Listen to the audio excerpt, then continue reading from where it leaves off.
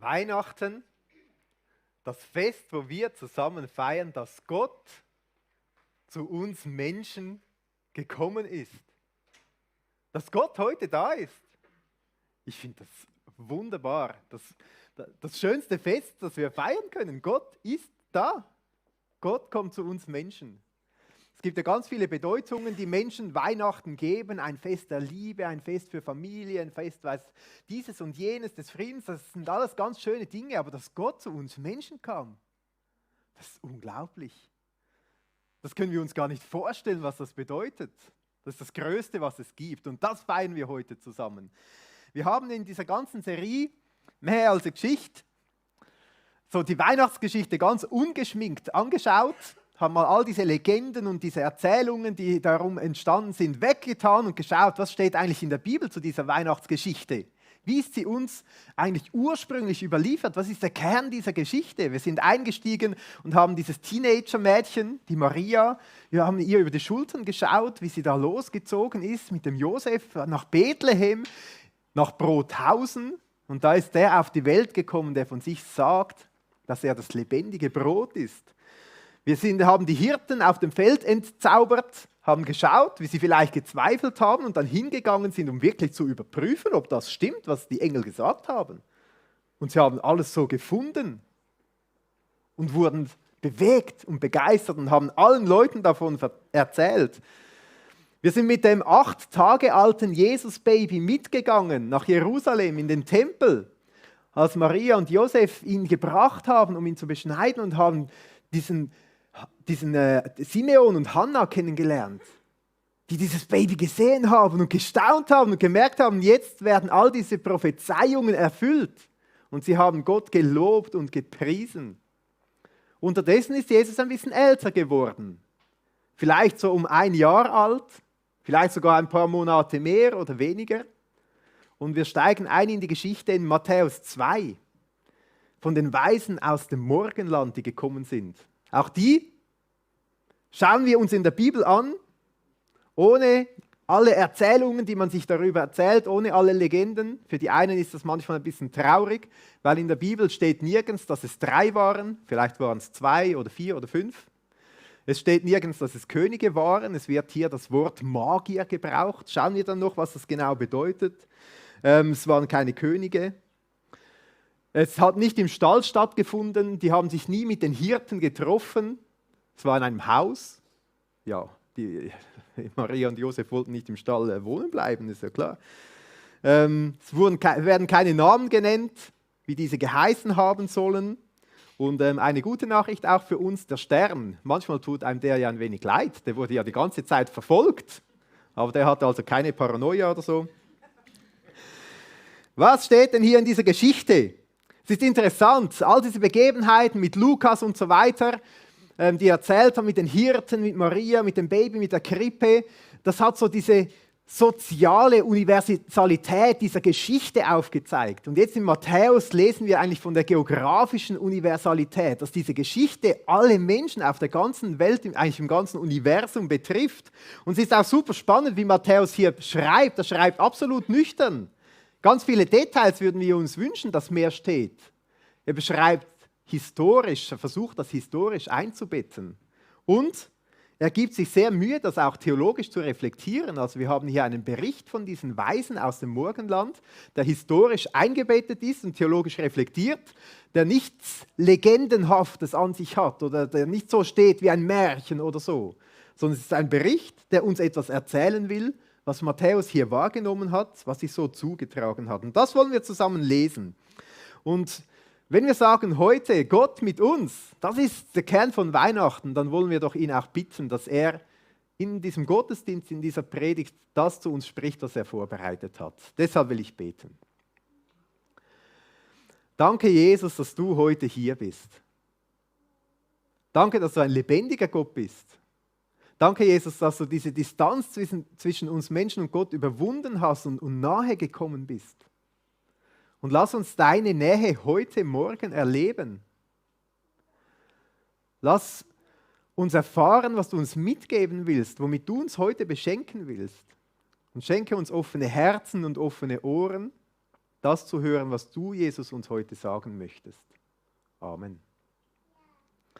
Ich lese diesen Bibeltext in Matthäus 2, habe dazwischen immer wieder ein paar Anmerkungen, wie man das Ganze verstehen kann, was das zu bedeuten hat. Ihr könnt den Bibeltext auch hier vorne mitlesen. Da wird berichtet von diesen Leuten aus dem Morgenland. Da Jesus geboren war zu Bethlehem in Judäa zur Zeit des Königs Herodes, siehe, da kamen Weise aus dem Morgenland nach Jerusalem. Ich habe ein bisschen nachgeforscht. Weise, das Wort, das hier im Altgriechischen steht, Magoi, heute vielleicht Magier, also das ist dasselbe Wortwurzel. Was waren das für Leute? Das müssen irgendwelche Sterndeuter gewesen sein, weil die haben Sterne gedeutet. Magier, das waren wahrscheinlich Leute, die haben Wissenschaft betrieben, haben aber auch die Götter befragt, waren eine Art Priester, aber wahrscheinlich auch königliche Berater. Das war ja sehr zusammenhängend damals. Wissenschaft, die Götter erforschen, die Gestirne erforschen. Und es heißt, sie kamen aus dem Morgenland oder aus dem Osten. Also es war ein rechtes Stück Weg, weit weg, aus einer fremden Kultur eigentlich. Von da sind sie gekommen. Wir wissen aber in der Tat sehr wenig über diese Leute. Ganz genau, woher sie gekommen sind. Man kann verschiedene Vermutungen anstellen. Aber es waren Magier, dem genauen Wort nach, aus dem Morgenland. Und die sprachen: Wo ist der neugeborene König der Juden? Wir haben seinen Stern aufgehen sehen und sind gekommen, ihn anzubeten. Also sie kamen dann nach Jerusalem und haben das herumerzählt. Das war wahrscheinlich ein Stadtgespräch. Da kommt irgendeine Karawane, das hat die Aufmerksamkeit der Leute erregt. Die suchen da irgendeinen König. Oh, interessant. Als das der König Herodes hörte, erschrak er und mit ihm ganz Jerusalem. Da fragen wir uns ja, wieso sind die erschrocken? Also gut, der König Herodes, von dem weiß man, das gibt auch außerbiblische historische Quellen von ihm, die beschreiben, dass er ein sehr machthungriger Mensch war. Ein sehr machthungriger Herrscher, der alles unternommen hat, um alle möglichen Leute, die auch Macht beanspruchen, wegzuschaffen. Also die waren sehr schnell, die Leute damals, dann einen Kopf kürzer. Gerade in der Zeit, wo diese Geschichte stattgefunden hat, hat Herodes sogar seine eigenen Söhne hinrichten lassen, aus Angst, dass sie ihm den Thron streitig machen können. Man muss sich das vorstellen. Und da macht es Sinn, oder? Da kommen irgendwelche Leute aus dem Morgenland und suchen einen neuen König. Und die Menschen in Jerusalem, oh, was passiert jetzt? Die erschraken. Wahrscheinlich vor Furcht, was jetzt dieser Herodes anstellen wird. Wer wird jetzt einen Kopf kürzen? Was passiert jetzt? Also es passt super eigentlich zu dem, was man historisch über Herodes weiß. Von seinem Eifersuchtswahn, von seinem Verfolgungswahn getrieben, hat er immer wieder Menschen umbringen lassen. So ein richtiges Spitzelimperium hat er aufgebaut. Die Leute hatten Angst. Und dann dieser Herodes, heißt es, und er ließ zusammenkommen alle hohen Priester und Schriftgelehrten des Volkes und erforschte von ihnen, wo der Christus geboren werden sollte. Und sie sagten zu ihm, zu Bethlehem in Judäa, denn so steht geschrieben durch den Propheten. Und du, Bethlehem, im Lande Juda, bist mitnichten die kleinste unter den Fürsten Judas. Denn aus dir wird kommen der Fürst, der mein Volk Israel weiden soll. Also schon spannend, diese Weisen, die hatten so eine Ahnung von diesem Stern, haben irgendwo mal etwas gehört und sind dem nachgegangen.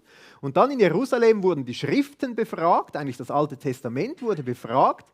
Also die haben eigentlich in der Bibel gelesen und haben dann Klarheit bekommen, wie es sich verhalten sollte. Da rief Herodes die Weisen heimlich zu sich und erkundete genau von ihnen, wann der Stern erschienen wäre. Also der Herodes hatte wahrscheinlich schon einen Plan im Kopf. Wenn man dann weiterliest den ganzen Abschnitt, merkt man, was für einen mörderischen Plan dieser Herodes im Kopf hatte. Eben einen Kopf kürzer, alle, die nach der Macht streben. Es ist auch interessant, dass er so genau nach dem Zeitpunkt gefragt hat. Später lesen wir im Text, dass Herodes dann alle Kinder bis zum 2. Lebensjahr umbringen ließ in dieser Region Bethlehem. Also wahrscheinlich haben diese Sternforscher, diese Magier berichtet, dass das vor ein paar Monaten, vor einem Jahr oder sogar nach ein bisschen mehr passiert ist, dass dieser Stern aufgegangen ist, als sie losgezogen sind. Und demnach können wir auch, wenn wir diese Geschichte lesen, erahnen, dass das Jesuskind wahrscheinlich kein Baby mehr war, vielleicht schon jährig, vielleicht schon herumgekrabbelt oder erste Schritte gemacht, als sich diese Begebenheit ereignet hat. Ja, was macht er jetzt, dieser Herodes? Und er schickt sie nach Bethlehem und sprach, zieht hin, forscht fleißig nach dem Kindlein. Da steht im Altgriechischen akribo, also akribisch danach forschen. Der wollte genaue Facts, damit er seinen Plan dann umsetzen konnte, oder? Und wenn ihr es findet, so sagt mir es wieder, dass auch ich komme und es anbete. Erfahren wir bald, dass das eine glatte Lüge war. Als sie nun den König gehört hatten, zogen sie hin. Und siehe, der Stern, den sie hatten aufgehen sehen, ging vor ihnen her, bis er über dem Ort stand, wo das Kindlein war. Dieser Stern ist schon irgendwie geheimnisvoll in dieser Geschichte. Der taucht hier plötzlich wieder auf. Man hat ja verschiedene Forschungen gemacht, was das sein könnte. Es wurde herausgefunden, dass es so eine interessante Planetenkonstellation gab, eine Planetenkonjunktion, wo der Jupiter im damaligen Umfeld so der Königsstern genau zusammengekommen ist mit dem Saturn, der damals der Stern der Juden war. Sie haben sich wie dreimal genau gekreuzt, eine spezielle Situation. Oder auch einige sagen, dass es so eine Supernova gegeben haben könnte. Ein Stern, der eigentlich erlischt und vorher nochmal so richtig hell aufglüht. Vielleicht auch etwas Wundersames, das Gott einfach geschaffen hat. Aber egal, was es war, man sieht eigentlich, dass Gott schon lange das vorbereitet hat, dass er den Planeten ihren Lauf gegeben hat. Wer astronomisch interessiert ist, der weiß, dass die Distanzen im Universum immens sind. Also wenn es so eine Supernova gegeben hat, dann war das Licht schon tausende Jahre unterwegs, um genau zum richtigen Zeitpunkt auf der Erde einzutreffen. Also während die Menschen im Dunkeln irgendwo herumgestruggelt sind, hat Gott schon lange seinen Rettungsplan angestoßen und das Licht losgeschickt, das die Menschen erreichen sollte. Als sie aber den Stern sahen, freuten sie sich mit sehr großer Freude und gingen in das Haus, also es war nicht mehr der Stall, vielleicht Josefs Haus oder ein Haus von Verwandten, und sahen das Kindlein mit Maria, seiner Mutter. Das Kind wird hier zuerst erwähnt. Das Kind ist das Wichtige. Und dann Maria. Immer wieder im Text wird hier zuerst das Kind genannt. Also für Matthäus war klar, das Außerordentliche, was hier passiert ist, ist das Kind. Und sie fielen nieder und beteten es an und taten ihre Schätze auf. Das klingt nicht so nach kleinen Drücklein, finde ich, sondern eher nach gut verpacktem Reisegepäck, oder? Und schenkten ihm Gold, was man Königen schenkt, Weihrauch, was man Göttern räuchert, und Myrrhe, was schon ein Hinweis ist auf den Tod von Jesus, weil mit Myrrhe wurde sein toter Leib dann einbalsamiert. Und da ihnen im Traum befohlen wurde, nicht wieder zu Herodes zurückzukehren, zogen sie auf einem anderen Weg wieder in ihr Land. Das ist dieser Text von diesen Weisen aus dem Morgenland, was wir heute hören. Es ist so ein reichhaltiger Text. Ich musste mich auf 3 kleine Punkte beschränken, wo wir heute ein bisschen tiefer graben werden, aber es kommen noch viele andere Weihnachten, wo wir noch an anderen Punkten dann graben können. Das ist super. Das erste, der Weg. Ich finde es super spannend, was die Leute in dieser Geschichte für Wege zurücklegen. Und das sagt uns doch einiges. Also das erste sind ja da diese Weisen aus dem Morgenland.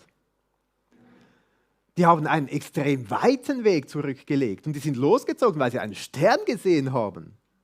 Eine relativ vage Sache, oder? Aber die haben entschlossen diesen Jesus gesucht. Und die sind den Weg wirklich gegangen, bis sie Jesus gefunden haben. Und das ist auch eine Ermutigung für uns heute, den Weg zu Jesus zu gehen, bis wir ihn gefunden haben, bis wir wirklich bei Jesus sind. Wenn wir an Jesus glauben, dann ist es etwas Wunderschönes, dass wir wissen, Jesus ist jeden Moment hier, oder? Er hat verheißen, dass er bei uns ist alle Tage bis an der Weltende. Oder im Kolosser 1,27 heißt es, dass Gott seinen Reichtum kundtun will, das Geheimnis unter den Völkern, nämlich Christus in euch, die Hoffnung der Herrlichkeit. Als Christen dürfen wir wissen, dass Jesus jeden Moment bei uns ist, um uns und in uns.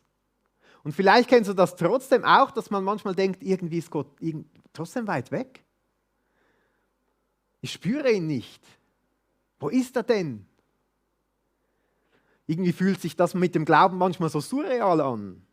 Vielleicht kennst du das auch, oder es kommen Fragen, Zweifel. Man bewegt Dinge, weiß nicht, was man damit tun soll. In der Weihnachtszeit reden alle von diesem wunderbaren Geschenk Jesus und du fragst dich, was dieses Geschenk mit dir zu tun hat. Das sind mir diese Weisen, die diesen weiten Weg auf sich genommen haben. Ein großes Vorbild, den Weg wirklich zu gehen bis hin zu Jesus. Ich meine, die sind hunderte Kilometer durch die Wüste gegangen, um diesen Jesus zu finden. Die sind nicht in ihrem bequemen Sessel einfach zu Hause geblieben. Das hätten sie auch können. Oh, ein cooler Stern. Oh, ein neugeborener König. Aber wir haben es bequem, wir gehen da sicher nicht hin. Zum Glück sind sie aufgebrochen zu Jesus. Und ich denke manchmal, dass wir vielleicht auch bequem sind, dass wir gar nicht aufbrechen, dass wir denken, ja, Jesus ist weit weg, aber jetzt ist halt so. Oder dass wir denken, ja, da müssten halt die anderen Leute mich mal abholen. Da müssen mal in der Kirche mal da etwas unternehmen, dass ich wieder näher zu Jesus komme. Oder irgendwie, ja, da ist ja sowieso immer irgendwelcher Streit los oder weiß auch nicht was, aber irgendwie, die anderen sind schuld, was auch immer. Es gibt auch Leute, da muss ich mich auch dazu zählen, die sind einfach zu bequem, weil die Welt so viel bereithält. Also die ganze Zeit irgendwie Netflix zu schauen. Ich habe ja übrigens herausgefunden, es gibt auch ein Yesflix. Kennt ihr das? Yesflix. Müsst ihr mal googeln. Es ist so mit christlichen Inhalten ein Streaming-Angebot. Wäre vielleicht noch die bessere Variante als Netflix. Aber es gibt ja auch sonst Ausgang, die hier Unterhaltung, da Ablenkung und so weiter. Man kann sich von so vielem ablenken lassen, in seinem bequemen Sessel bleiben, als den Weg zu Jesus wirklich unter die Füße zu nehmen. Ich will dich heute fragen, wo bist du bequem geworden? Dass du lieber sitzen bleibst, statt aufzustehen und immer wieder neu den Weg zu Jesus zu gehen. Und das Gute ist ja, es ist wie bei diesen Magiern. Jesus war ja da. Sie mussten nur hingehen. Jesus ist da. Aber manchmal muss man aus seinem bequemen Sessel aufstehen und sagen, doch, auch wenn ich mich weit weg fühle, ich komme immer wieder zu dir, Jesus. Ich suche dich immer wieder neu. Ich will dich finden. Ich will zu deiner Krippe kommen, zu dir kommen, dich anschauen, wer du bist und wie du bist. Und das Spannende ist ja, diese Magier sind gekommen. Weshalb? Was wollten sie mit Jesus? Also wenn ich zu Jesus komme, oft will ich dann etwas von ihm. Dass er wirkt, dass er heilt, dass er etwas schenkt oder so. Aber sie sind gekommen, um anzubeten. Und das finde ich so wunderbar. Einfach zu Jesus kommen. In die Krippe zu schauen, das Kreuz zu sehen, Jesus anzuschauen, sein Gesicht zu sehen, immer mehr verwandelt werden in sein Bild und zu fragen, Jesus, was hast du für mich bereit? Womit willst du mich heute beschenken? Vielleicht bist du auch heute hier und du stehst an einem ganz anderen Punkt und du sagst, ja, das klingt ja alles ganz schön, Jesus ist immer da und so weiter, man muss nur manchmal seine Bequemlichkeit überwinden. Vielleicht sagst du, ich bin noch gar nie wirklich zu Jesus gekommen. Ich bin ihm noch gar nie wirklich begegnet. Ich bin diesen Weg noch nie bis zum Ende gegangen und habe ihn gefunden.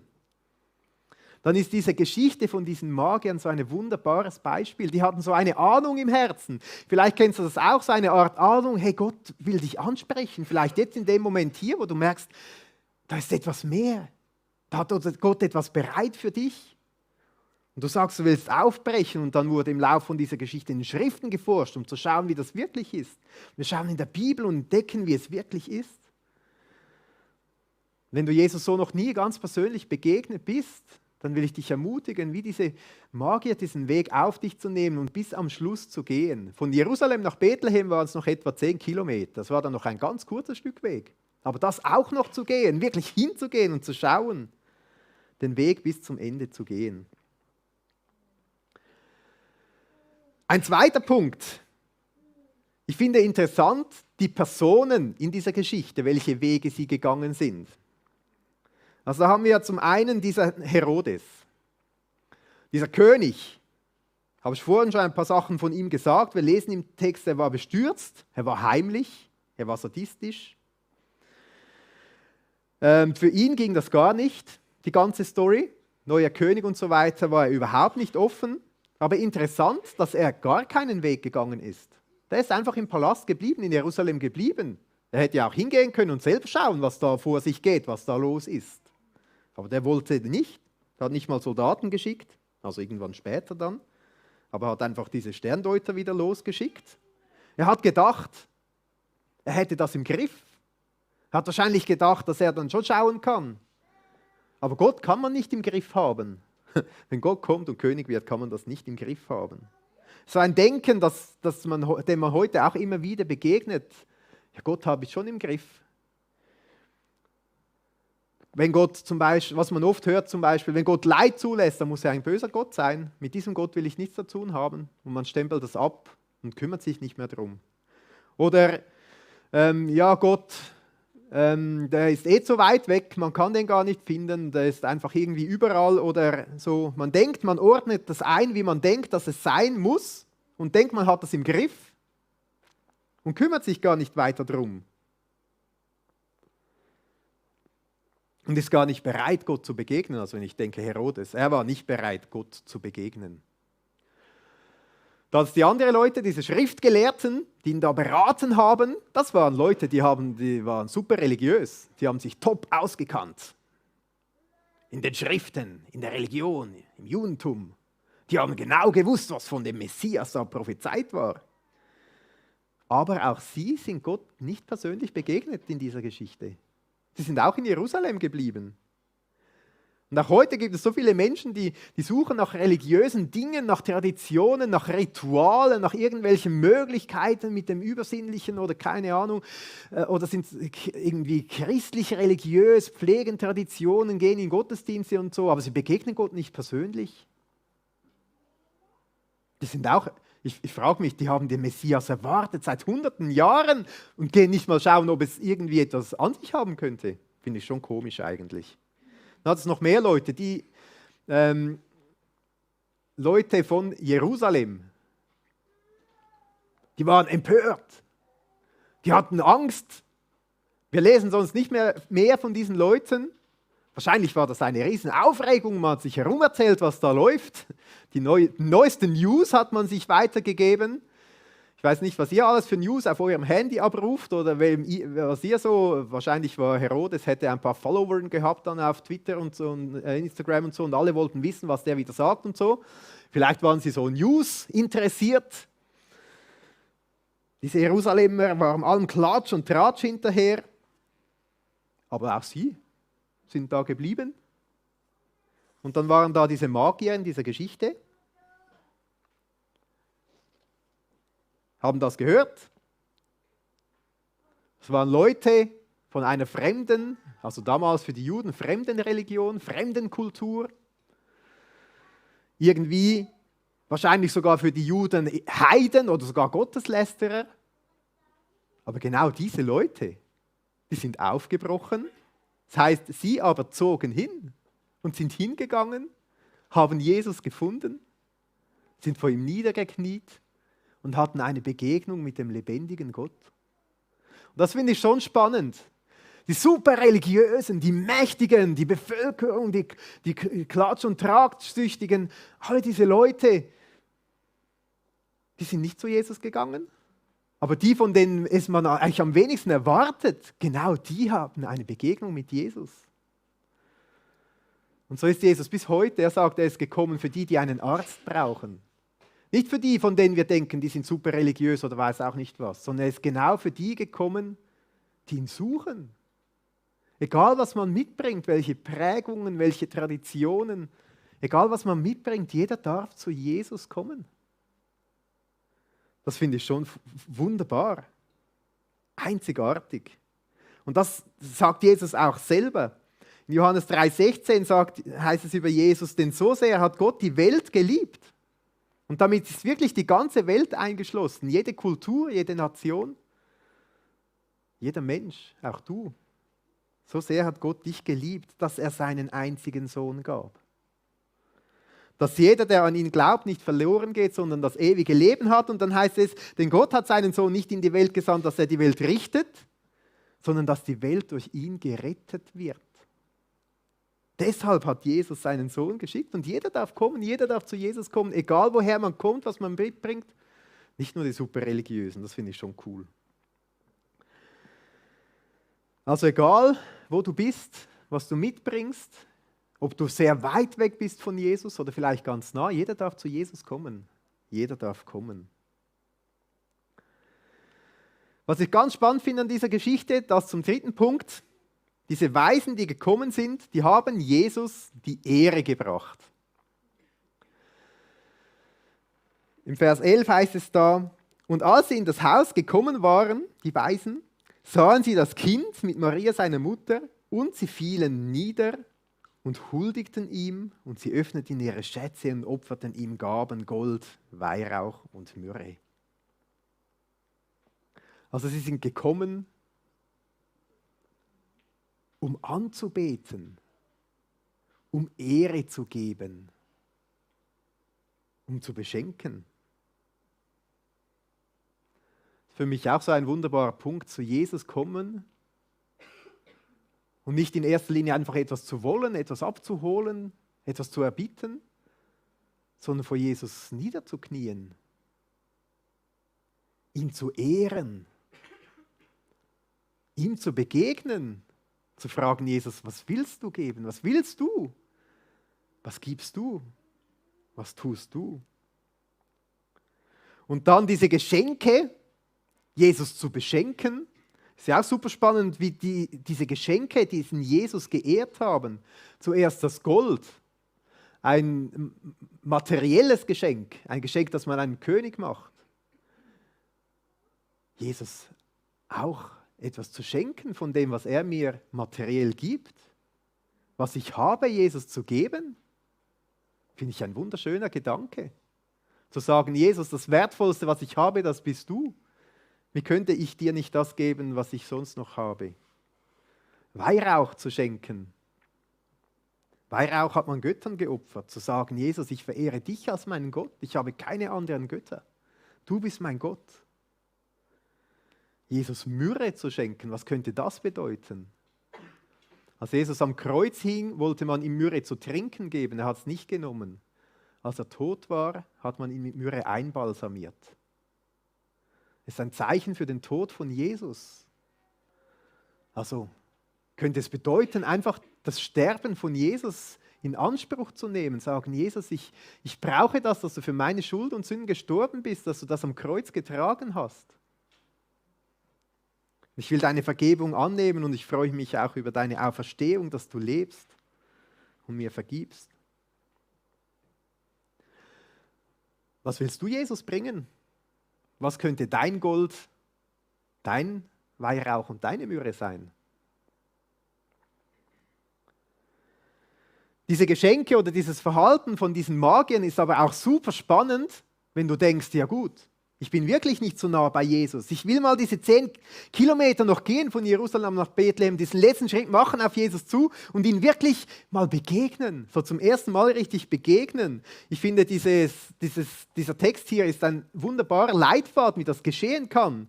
Sie kommen wirklich zu Jesus dann, diese Leute, und sie knien vor ihm nieder. Sie fallen auf die Knie, lesen wir. Das bedeutet, anzuerkennen, dass Jesus Herr ist. Aber es bedeutet auch, einzusehen, dass man selber unwürdig ist, dass man selber Schuld hat, Sünde. Zu Jesus zu kommen mit seiner Scham und niederknien und sagen, Jesus, ich komme in meiner Unvollkommenheit zu dir und knie vor dir nieder. Und dann aber diesem Jesus zu begegnen und zu merken, was er bereit hat. Ihm Gold zu geben und zu sagen, Jesus, du bist mein König. Ich will dich zu meinem König, zu meinem Herrn machen.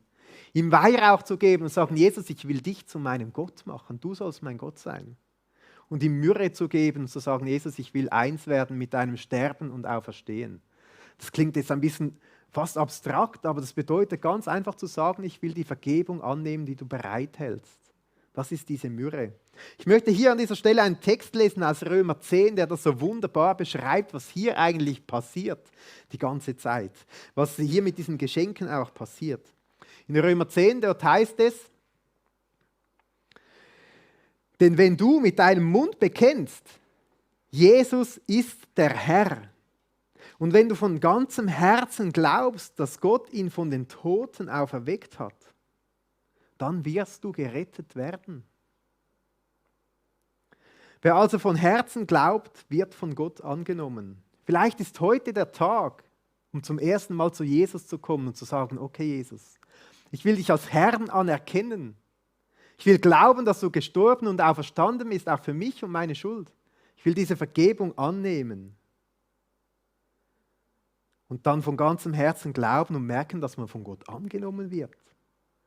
Weiter heißt es da, und wer seinen Glauben auch bekennt, der findet Rettung. So heißt es schon in den Heiligen Schrift, wer auf ihn vertraut, steht fest und sicher.